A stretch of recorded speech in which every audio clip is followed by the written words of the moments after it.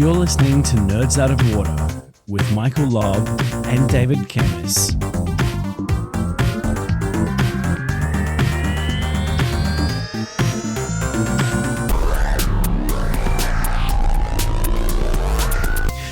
Nerds Out of Water is a podcast brought to you by myself, Michael Lobb, and David Kemis. Well, both of us when I am actually on the podcast, which I wasn't last week.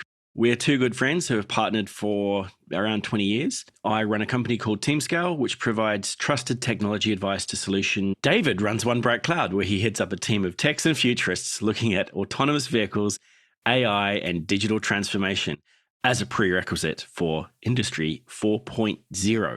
Nice of you to come back this week, Michael. Nice of you to make the time for us. Michael runs TeamScale, providing trusted technology and advice and solutions to companies having trouble scaling up. He enables those businesses to grow and keep their technologies on track. We challenge our own perspectives and try to see things from each other's perspective. You don't need to agree, but after listening to this show, you'll definitely have an idea about my dog barking in the background. Yeah, I was pretty busy last week. I'm sorry about that, but that's okay. Anything exciting you want to share with us? I spoke a lot about the cybersecurity stuff that's happening at the present time and the attacks that are going on. I think I will just mention a little bit of that later because there are some updates. And I'm really looking forward to having a cybersecurity expert coming on. I believe you've invited someone.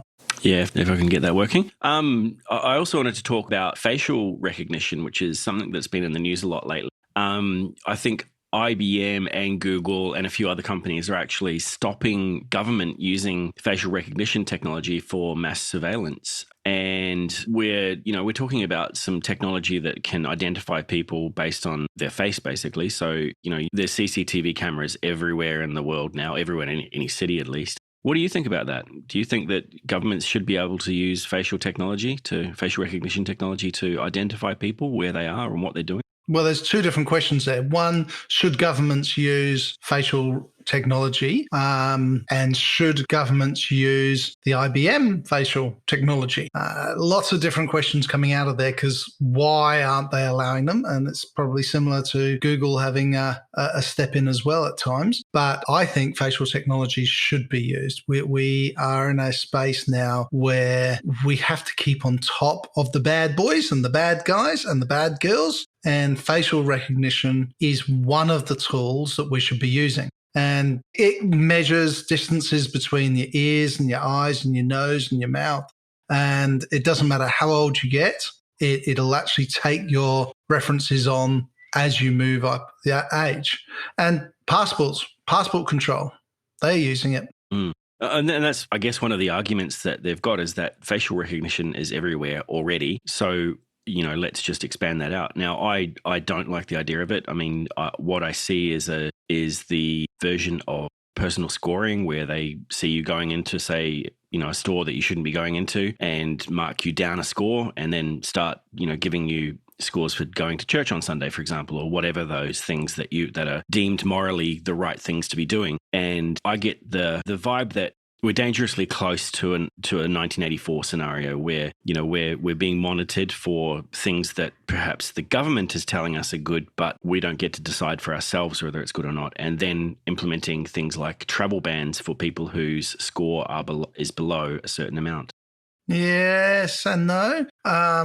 Should we go down that far? No, I don't think we should go down that far to the degree that you're thinking, even though I do know of several countries in the world who are already implementing that. Mm-hmm. Should it be used by the police and the intelligence services? Yeah, I think it should. I think we have a duty of care to look after our civilians against the bad people. And without the facial technology, there'll be many incidents that take place that we would have no idea about.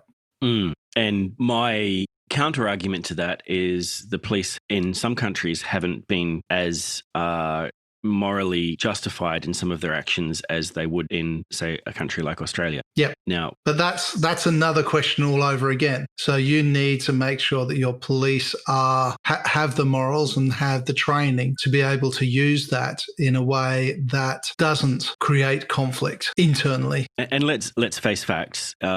Intelligence agencies are using this anyway. Yep. IBM aren't going to stop them using that. They will use it. They have probably better solutions than we do. So what we're talking about is pushing this into more civilian circumstances where police can use it, or companies that are doing security on behalf of the government or on behalf of the citizens of a country can use this in order to manage crime, terrorism, things like that. So what about reducing the fights that go on in rugby and football matches? What about facial recognition inside there, which is heavily used at the moment? I kind of, maybe I live in a bit of a utopian idealist mindset. If you're having fights at football matches and rugby games, then, you're an idiot.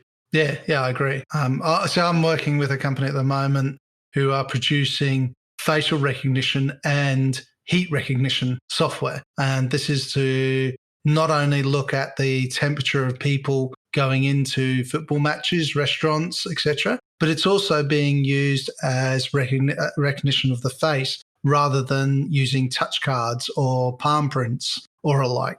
And that means there's a hands-off. It's like when you go through the toll bridge and it recognizes your license plate. Yep. Rather than having to pay a coin into the slot.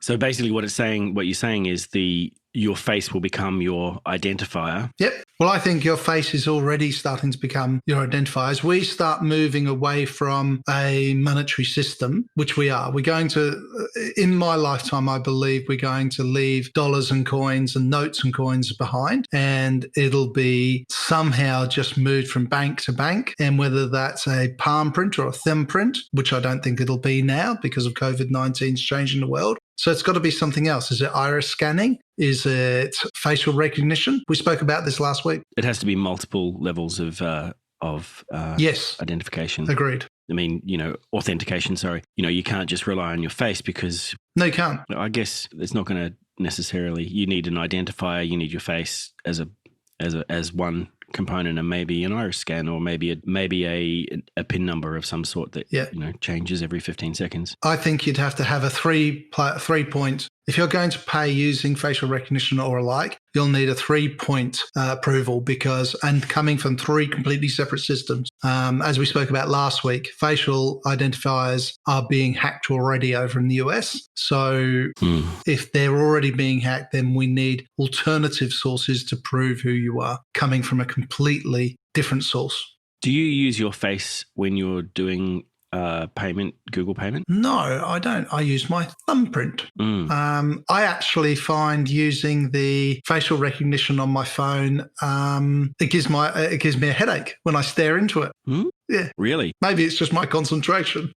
I have my Google tablet won't allow me to do facial recognition because I wear glasses and it doesn't recognize me with glasses. And the same at the airport. When I go through security, I have to take my glasses off. Now, my eyesight is not so good, and when I take my glasses off, I can't see stuff. So I look at the light, and then it tells me some instructions, and I can't read them. And then someone comes over and says, "Oh, you can go now." And it's like, if I could just leave my glasses on, that would be a lot easier. I could read the instructions. But the Apple facial recognition for Apple Pay allows me to look at, or I don't even need to look at my phone and get a headache. I just open my credit card and pay, and it sees my photo or sees my face and recognizes me and pays. And you heard that here first. I used to use my thumbprint. Michael opens his credit card, is buying today's dinner.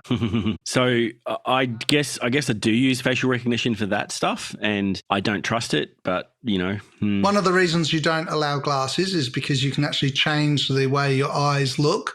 When you've got glasses, you can put somebody else's eyes on. So that's why they make you take the glasses off. Great. Well, still can't read the instructions. I can't answer that. That's a very good point. Why aren't they being spoken? Why aren't they verbal? Yeah, the instructions, okay, you can move through now. Or, yes, you can put your glasses back on now. Look up a little bit, look down a little bit. Exactly. But, I tend to always have to go through the manual person looking at my photo and then wondering why my passport photo looks nothing like me, and then going, oh, okay, yeah, you are who you say you are, and then I can go through. So you started this saying you don't want facial recognition. You've ended this saying, I use facial recognition. Where are you up to? No, I don't think facial recognition should be used by law enforcement to manage the population of a country into the way that the government sees that they should be pushed. I don't agree with a system that is in some countries, as you mentioned, where scoring comes in because they recognize a person and recognize that they're doing something that is against what the government believes is morally correct. That must be highly critical. That must be critically available to be hacked, in my opinion. And you think about the protests that are happening in the US at the moment for Black Lives Matter. The people that were there, had facial recognition been in place, what they were doing was essentially against what the government believed was morally correct and what the health department believed was morally correct, or correct in some ways, because COVID-19, they should have been social distancing and everything like that. So those people who were justified in their protests and doing the right thing were still doing the wrong thing according to the government, and therefore there would have been 80,000 arrests in each city. I believe that people have the right to be able to make their own decisions based on their moral beliefs. But the moment it turns violent, then I think that's different. Yeah. We should be able to take facial recognition and pick up only those who are being violent. So you think it's more like a phone tap? You have to get you have to get a warrant to enable to find out who it is. Yep. At what point do we say to the public, you're able to be recognized and we're able to see what you are doing, and we are able to find out what it is that you're doing so that we can make a judgment on whether you're doing the right thing or not? So most shopping centres now, most big shops use one of the AI safe security, which all has facial recognition. Mm-hmm. And you download your facial recognition files from facial recognition servers that are scattered around the world, so you can actually pull people's facial recognition and buy that online. Mm-hmm. Anyway.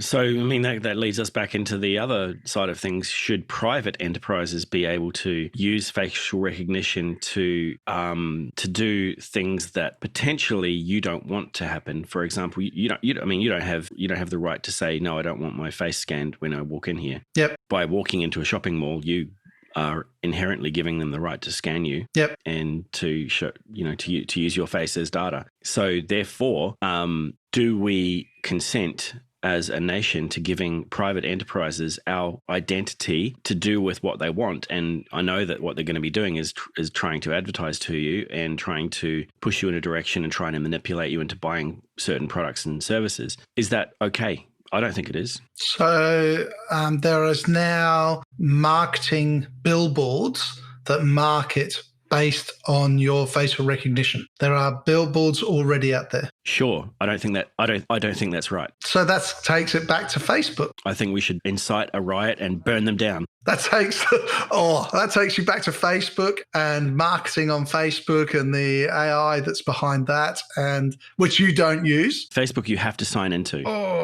You have to make a concerted judgment, as in, today I'm going to sign into Facebook. You can also block the pixels that Facebook uses so that they can't tell where you've been. You don't have that capability in a shopping center because you just want to go in and get your. Yes, you can. You just don't go. You go to a separate shop, a facial recognition free shop. So maybe that should be a thing. Maybe we should have a standard where you can put a sticker on the door that says we don't use facial recognition to advertise to you here, and we don't use facial recognition to watch out for the nasty people. Or do we walk around with masks? Oh, there's something I could say there. Actually, that's a good point. How does facial recognition deal with face masks? It doesn't. Okay, so there you go. That's how you do it, folks. Well, now we've got the movie where they're pulling skins off of people and putting somebody else's face onto their face. That wasn't now. That was like 20 years ago with Nicolas Cage and yes. John Travolta. That's right. Face Off.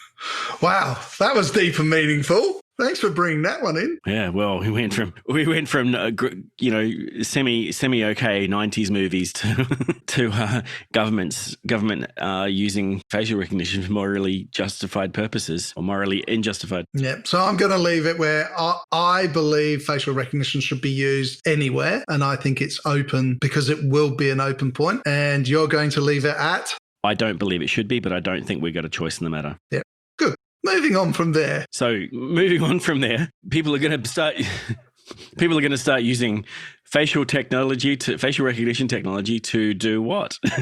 Well, there are drones over in Turkey that are called the kamikaze drones, and they have got 500 new kamikaze drones on top of their 400 already. So that's nearly 1,000 kamikaze drones. They all use facial recognition or spatial recognition to attack. And they're all autonomous. They're all got individual AI. Once they're launched, they can be completely on an autonomous mode, and they will attack with no barrier. In other words, you cannot stop them once they go. You can't without physical means. Or there's no abort button. There's no abort button. Wow. That's pretty scary stuff. So you could have 1,000 drones attacking you. And these aren't little ones. These aren't my little swarm drones where they're only probably 3 or 4 centimeters, inches wide. These are 2 or 3 feet wide, a meter wide. They're big. They carry a heavy payload and they can destroy easily. Right. So, wouldn't stand a chance unless you've got an AI drone swarm to combat them. Well, that's where we're going to end up. We're going to end up with swarms attacking swarms. But scarily, we go back to the video that was released in 2017, I think, where the little swarm drones attack a university to find 6 or 7 people that were theoretically going to attack the university, and they take them out with pellet munitions. But this is taking it to the next level. Yeah, and this is swarm drone warfare, isn't it? Yeah. Yeah, this is really big stuff. And having so many in Turkey is just a little bit scary, I think. I think that if Turkey are getting them, the countries around Turkey are getting them, and it'll just start a tsunami. It'll start the arms war again, won't it? Like, we've got bigger nukes than you. We've got bigger nukes than you. No, we've got bigger nukes than you. Now we've got more agile swarm drones than you. Yeah. Our swarm drones carry these missiles. Our swarm drones carry freaking lasers. And these swarm drones, by the way, they can go at a height level that they're not picked up by radar. Of course they can. Yeah. I don't want to be around those if they attack. I'm very anxious about this whole direction. And I know that I am a swarm drone person. I play around in this all the time, but I think this is now becoming a reality, and we need to think about it. And major cities all around the world, including power stations, including water supplies, all need to start thinking how they're going to protect themselves against swarm drones. Yeah, exactly. There is a level of a military protection that you need from if you're a target like that, because there's missiles, but they're pointed and fired, and they've got some targeting. But these are swarm drones. These are drones. They can go. They're agile. They can go in any direction. They can they're small enough to get into certain places. As you said, we can't see them coming, and even if we do, if there's 100 of them, what do? We shoot down 99, but one of them gets through. Sorry, we've been working with 2 different companies, one from France and one from Israel, and they both do anti-swarm drone technologies. And we're not talking about a guy holding a net, firing a net. We're talking major reduction in swarm drone. So as they come in, they're actually rejected at a several points as they come in. We've done a number of trials on this, and it's been going quite well. Would an EMP work? A targeted EMP? A targeted EMP would work. But then you have the problem of where it will go and what it would land on. You need to think about where the drone will be landing if it's got its power supply removed. And would an EMP stop a gas turbine type engine? Are you telling me there's gas turbine drones? These ones aren't. There are drones out there that are non-electrical, yes. But all of their control systems would be electrical. Their AI must be electrical, yes. They wouldn't have clockwork AI. Clockwork AI. There's a new capability. But where would you go? I think this is a really fun subject that is turning into into a reality, and it's quite a scary reality. And just I've got a picture in front of me now of a whole probably 50 or 60 of these kamikaze drones, and they're not little things. The cameras on them are probably better than any of the cameras I've got, and the payload that they're carrying is about 3 or 4 kilos. Wow. Puts the Boston Dynamic dogs to shame. Yeah, it puts my little drones to shame too. And I thought I had some pretty decent drones. But, okay, now swarm drone. There is a new gameplay, and I know that we don't play games much, but one of the entertainment, the Astragon Entertainment, have released a new drone swarm game. And I'm actually looking forward to it being released and coming out, because I'm going to play this for a little while to see if it is real. You get to control multiple sets of swarm drones. So they're gamifying the swarm drone warfare, or just for entertainment purposes? No, they're gamifying swarm drone warfare. Now, think about this. When we have fixed wing drones flying, a lot of the time we use Xbox-like controllers. Of course. If we wanted to teach children how to control a swarm drone, so that when they're older, we can pick the best of the best for the military purposes, where do we start? I think Xbox controllers. Xbox controllers and kids playing games. Very, very interesting. Well, I mean, it's very much like Flight Simulator in the 80s, wasn't it? Yep. You know, you've got a flight simulator on your brand new Commodore 64, and and using that, you can learn how to fly a plane. Yeah. So that's to me, that is absolutely scary. It's kind of bordering on making me want to run to the hills and build a bunker. I agree. I wouldn't mind building a bunker. But if you have no, I'm not even going to go there. Yeah. I mean, this sort of stuff is scary. And I think I know I have a naive and utopian mindset, but I enjoy the entertainment value of drones and things like that. And I think that there's some really amazing uses for getting, emergency equipment to people in hard to reach places. For getting, there was someone who was rescued the other day in Australia by dropping an inflatable buoy out into the water and by a drone. And that to me is an insanely great use of the technology. But when we turn our minds to how are we going to blow up the other people, that scares me. Yeah. And in Rwanda, they deliver nearly all blood through drones. It's an amazing capability they're doing. Over in Southampton in the UK, they're just about to start running bloods from Southampton across the Isle of Wight. And I know there are plenty of drone trials similar to that are being reviewed over in Australia. An interesting one is the drone trial that's just finishing up in Canberra that delivers tea, coffee, books, and alike, and such as the library one that you were talking about in the US last week, I think, or 2 weeks ago. And they have now got permission to fly in 15 suburbs in Brisbane. Well, I don't live in Brisbane, so. So your pizza will be delivered by drone shortly. You're remote. You'll get yours delivered by drone, yeah. Brisbane and the Gold Coast. Yeah. Oh, and rural. They'll drop it with a parachute on it. Yeah, I'll get mine delivered by fixed wing probably, because the drones won't have the flight time to get out here. Look, David, I know you talked about this last week and we talked about it the week before, but we've been running a kind of series of Be Kind to Your Mind discussions. You wanted to talk about your family during this COVID-19 pandemic and how that affects your mental health as well. Yep.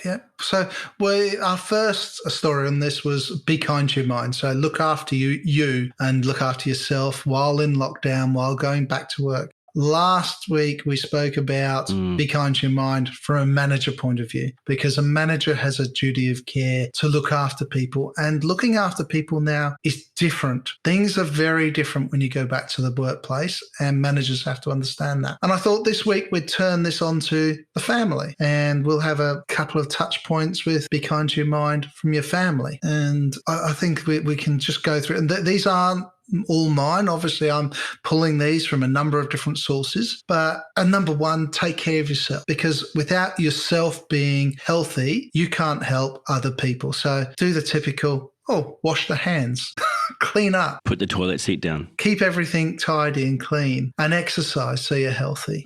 Listen and put your toilet seat down and the toilet lid down. Now, I'm going to change the subject here slightly. Do you remember one of our very first podcasts when we were talking about cleaning phones? Yeah. So this was before COVID-19. So these UV phone cleaners are selling out probably a little bit faster than toilet paper did a few months ago. I was looking on Amazon, and it's, the phone cleaners are probably, in the top 10 selling devices and gadgets. And it's like, really? So you put your phone into this little device and it goes and cleans your phone using UV light. I don't know how hygienic they are, or whether there's any studies into whether, the Chinese made UV phone cleaner from Amazon that costs you $3.98 plus postage and handling is going to do any good to save you from getting, bad stuff on your hands. Yeah. Anyway, let's move from Chinese UV back to be kind to your mind for the family. So take care of yourself, listen to others, and talk as if you want to be heard, and make sure that other people get heard, have their right to speak to you, because everyone has a mental requirement to be listened to. Teach emotional choice. Now, everybody has various moods, and you and I, we never get out of sync with each other. We're always completely feelings connected. I don't know what you're talking about. No, that's good. So as a person in your family, model behaviors that have respect and encourages other people to feel correct and feel right. Generosity, make everyone feel like they're giving, make sure that everyone has the opportunity to give, and take responsibility for your communications. Now, I'm quite poor at that particular one. I tend to watch the news and go, I can't believe what they're doing this time. How dare they do that in front of the kids? And that is probably not the best thing that the kids need to hear when they're listening to the news. Yeah, I mean, it's an interesting thing because, I'm a very quiet person. I don't know if you knew that, but sometimes I'll just sit there and I'll get lost in my own thoughts, and I'll giggle or laugh or something like that. And the people around me might think that I'm laughing at them, but I'm not. It's just some random shit that came into my head, and I was laughing at that. Like, maybe I'm thinking of a unicorn with wings, or, a purple sandwich, something like that. And it's like, and then everyone around me goes, oh man, what's he laughing at? Did I just do something stupid? But no, I often live inside my own head, and often I don't hear what people are saying because I'm in my own thoughts, and, that can be irritating to people. So, if I'm listening to someone, I'm listening to them. But if I'm in my own head, sometimes I just don't get out of my own head until someone says, hey, are you listening to me? This time it's my turn to say, I don't know what you're talking about. So we've all struggled at varying times over the last period. Last week for me was hard on Sunday because it was Father's Day in the UK, and I was meant to be over there for my dad, who's in his 90s, and I'm hoping to God he'll last another year, so at least I can get there. It was quite hard seeing him and speaking to him, especially as he always calls me my brother, which is very hard.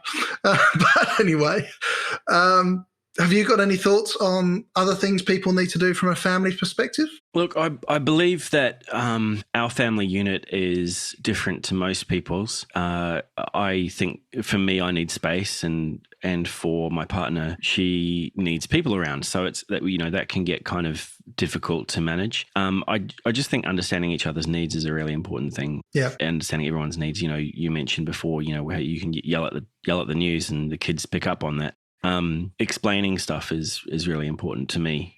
I was yelling because I'm frustrated at this particular thing. Might be a better conversation than just yelling at it and then walking away. I don't know, but for me, understanding is really important, and we've got a duty to look after our families during this time as well. I mean, people are starting to go back to work, and I was talking to someone this morning about there are people in Australia that have been locked up working together in the same house for months, and they don't necessarily have the understanding to know what each other's work patterns are like, because they've never worked with these people before. They might come home and have coffee together, and have dinner together and raise the kids together, but working together is a whole different thing, and that's going to change the dynamics in the company. I mean, in the household. The other thing is people who spend a lot of time together. If they go out and do certain things, like they're going out to a cafe with their friends or whatever, they come back, they have a cup of tea with their family, and they've got something to talk about. They go to work the next day, they come home and they've got something to talk about. Now, because they're always in each other's face, they've never got anything to talk about. And that it's a really interesting thing. There's no more experiences that they can pick up because they're all experiencing it together. So, those are the sorts of things that I would think so. Wow. It's very good. It's a very good point. Very good point indeed. Now, I would like to go on. The other thing that I wanted to mention is about mistakes, because we all screw up sometimes, and owning up to the fact that you've made a mistake is sometimes important. I do it at work a lot. I don't make any mistakes at work, but I'll own up to mistakes that if I make them. I think it's very important that we do own up, because making a mistake is just one way of learning. And I believe everybody is capable of learning, and I believe everyone has to make mistakes to get to this point of where they can. And in a family situation, that's no different. Absolutely not. Thanks for listening to Nerds Out of Water. We appreciate you spending the time with us. And as usual, if you want to listen to more, click the subscribe button in whatever podcasting tool you are using, or on YouTube if it's on YouTube. Give us a thumbs up. Give us a like. Yeah, give us a thumbs up. Tell us what you think. Yeah, I'd like to hear some people who disagree with us. Tell us we're wrong. I want to see some trolls now. David, I'm really excited because I'm actually doing a series of webinars in a month or so that is about business change in technology projects. Excellent. And I'll be posting some more information as it comes to light. So keep an eye out for that, because it'll be really interesting to sign up for that and come along, and it'll be a lunchtime session. So if you're at work, you can spend 30, 40 minutes with us and have a chat. Great. Thanks, David. Appreciate your time. Let's talk again soon. Thank you, Michael. Appreciate yours. Look after yourself. Stay safe. You too. Bye. Bye-bye.